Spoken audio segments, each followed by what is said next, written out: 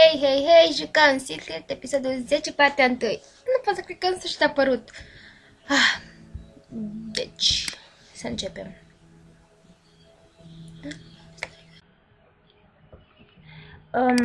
Din păcate nu am avut timp să fac rost de multe puncte de acțiune, deci cred că vor fi mai scurte părțile până mai dur punctele de acțiune. Deci, episodul următor, revenirea dintr-o vacanță efervescentă. Vacanța s-a încheiat, iar la liceu forfătă mare. Toată lumea e prinsă. Avem și apariții noi la liceu. Alexis și Jarmina. Armin. Cât am așteptat episodul ăsta. Vacanța se terminat. Păcat, aș mai fi stat un pic acasă. Da.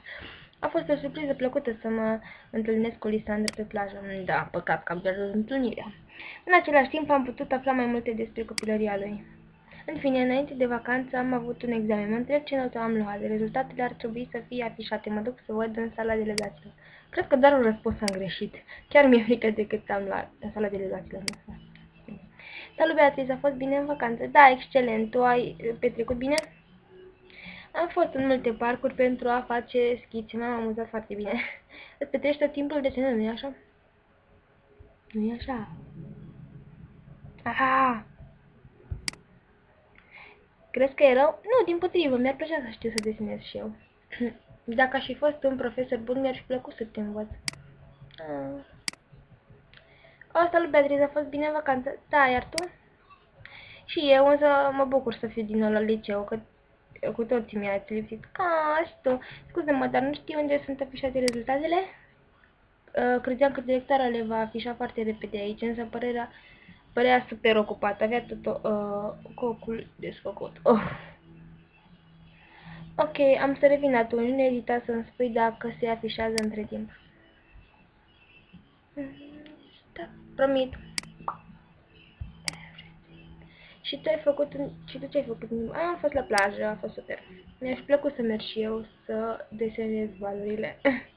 Nu prea era valores, era efervescent.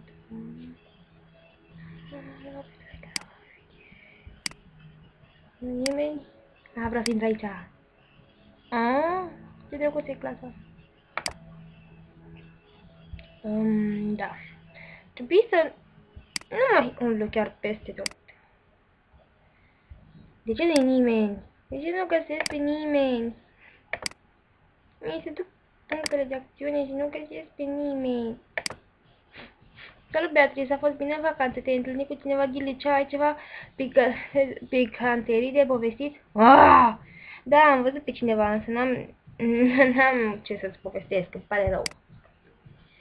Serios? Ai avut întâlnire cu cineva? Cu cine? Nu, din păcate n-am avut întâlnire cu nimeni, dar nu-i bai. A fost întâlnirea. Am întâlnit-o pe rozele din întâmplare. Da? Doar atât, credeam că ai ceva mai interesant de povestit. Ar fi de neinspirată să-i spun că l-am întâlnit pe Lisandra. Da. Nu par prea liniștit, am să te întreb pe Răsala în orice caz. Pe curând. Please, Răsala, nu-ți da drumul la gură. Se toc. Directora nu s-a întors încă din cancelarie, îmi pare rău. Nu știu ce ar putea conta pe directoarea.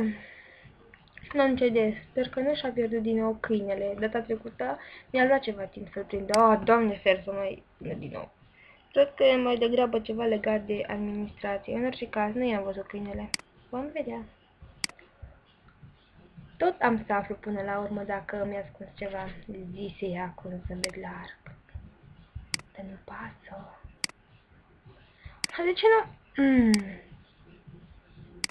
Unde-i Lisandra? Unde-i Nathaniel? Unde-i Castiel? Hello! Hello! Da, super. Ne vedem în partea a doua cu mai multe puncte de acțiune pentru că imediat rămân fără ele. De ce? De ce eu? De ce?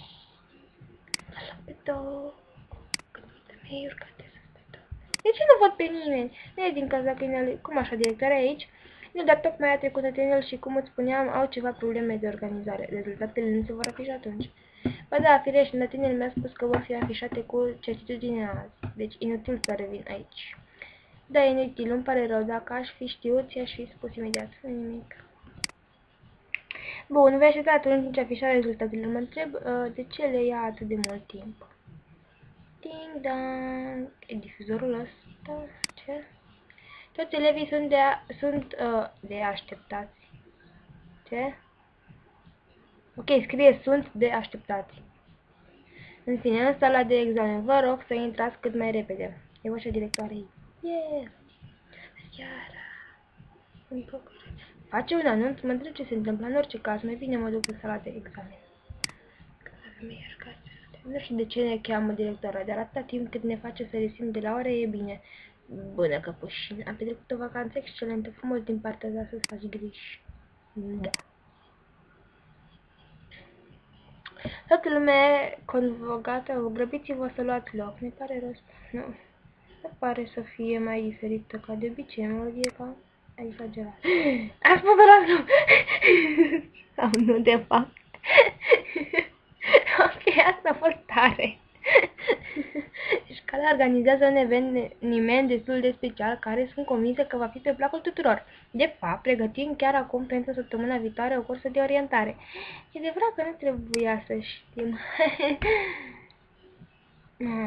Datorită unei ușoare probleme de organizare, dacă aveți constatați, vă puteți adresa domnului Ferez, afișarea rezultatelor examenului și organizarea cursei de orientare au fost mult întârziate.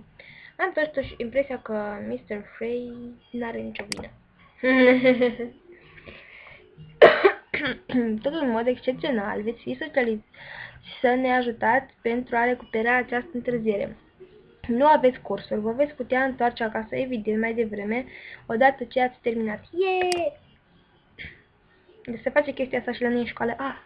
Odată ce sarcinile atribuite vor fi terminate, puteți merge în sala delegaților pentru ca Mr. Nathaniel să vă dea, Mr. Nathaniel, serios, să vă dea autorizație excepțională de ieșire. Mulțumesc anticipat tuturor.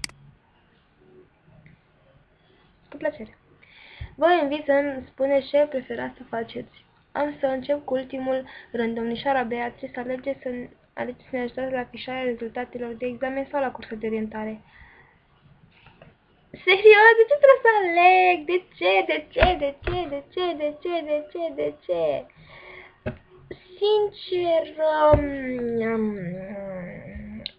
speranță că tu luat restul la examen.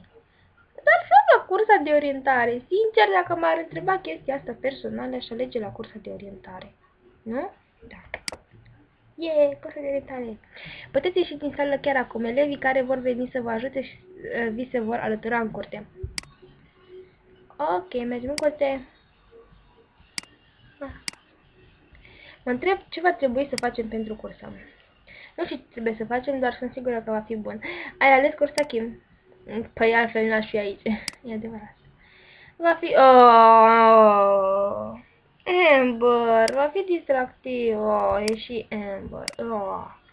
Am avut timp să mă gândesc la o mulțime de lucruri în timpul vacanței. Sunt sigură că îți va face foarte mare plăcere.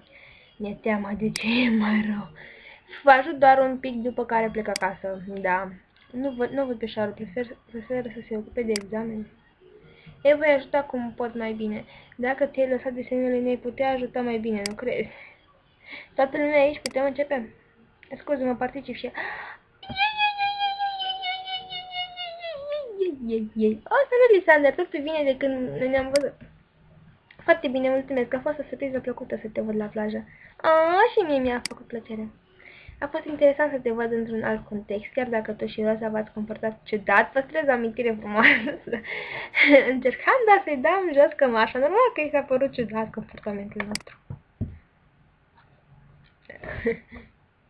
Deci trebuie să facem. Cum a fost ultimul, directoarea mi-a dat o listă. Trebuie să-l ajutăm pe Mr. Frey să contacteze și celelalte licee, să afișăm un barem prin care anunțăm cursa la intrarea liceului și să distribuim formulare de înscriere elevilor. Vom constitui mai multe grupuri pentru a face totul dintr-o dată, așa vom termina mai repede. Ce deșteaptă sunt! Eu și Line vom ocupa de banner, e cel mai simplu. Ok, banner, am citit altceva, scuze. Dacă îți face plăcere, orice prințesa cu mașină, poate nu e nicio. Ok. Ah, voi face echipă cu... grea alegere. Da. Cred că voi face alegere cu Listan. Da? Da, nu? Sunteți cu mine, nu? Da, da, da, da! Treaba toată ziua. Foarte bine, de ce ne vom ocupa? Vom distribui formularele celorlalte. Eu și Kim mergem la Mr. Freeaz. Pe curând. Ok, pe curând. Yay! Deci pentru formularele trebuie să mergem să le luăm din cancelarie. Ok, unde e cancelaria? Deci stai puțin că m-am pierdut, nu știu ce să fac. Deci, du-te în cancelare pentru a recupera... Dar cum vrei să ajungem în cancelarie?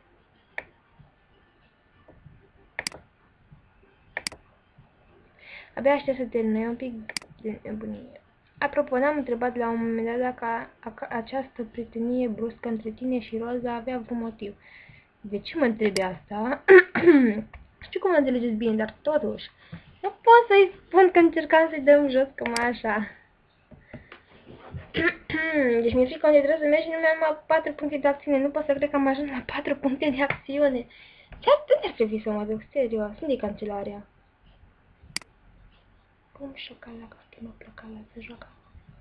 Așadar, cancelarea e acolo. Aici mi-ai văzut dosarul, nu-i așa? Ce? Ce dosar? Da, când căutam un indiciu pentru a găsi subiectele, dar nu m-am uitat la el, examenelor. Din fericire, directorul a lăsat totul deschis, așadar formularele. Hei, acolo, hei, hei, hei, alea, nu-s alea. Adică, hei. Cine mă lasă să le iau?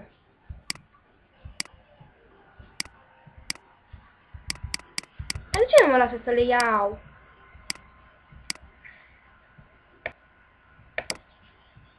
Ok, mă sperie, de ce nu mă lasă să le iau?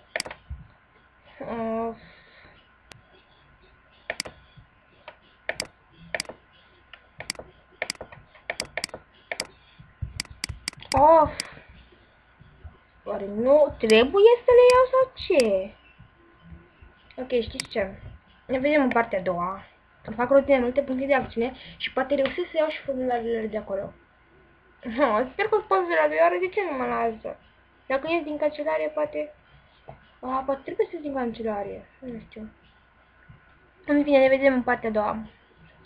Nu știu când o fac, când dăm timp, bănuiesc. Poate că o fac tot azi, dar o să o postez mâine sau nu știu sigur. Ok, în fine, ne vedem în partea a doua. Bye!